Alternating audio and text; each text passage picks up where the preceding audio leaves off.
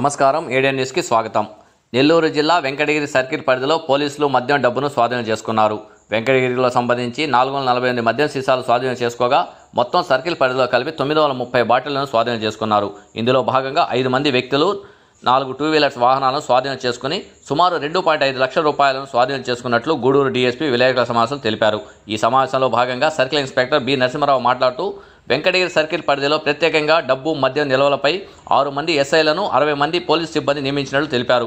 ఎన్నికల సమయంలో ఏ పార్టీ వారైనా అవాంఛనీయ సంఘటనలకు పాల్పడితే అటువంటి వారిపై గట్టి చర్యలు తీసుకుంటామని హెచ్చరించారు.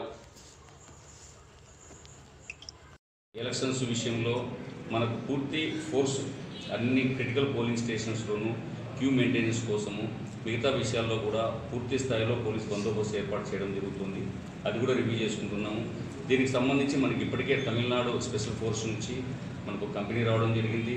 అలాగే ఇందాకే కర్ణాటక నుంచి కూడా పోలీస్ ఫోర్స్ వస్తున్నారు, వాళ్ళు కూడా ల్యాండ్ అవుతున్నారు. ఇదంతా కాకుండా మనకు వేరే సబ్ డివిజన్ నుంచి కూడా ఫోర్స్ వస్తుంది.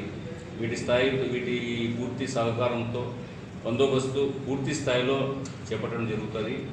ఏ విధమైన ఇన్సిడెన్సెస్ ఏ విధమైన లేకుండా జరగడం జరుగుతుంది.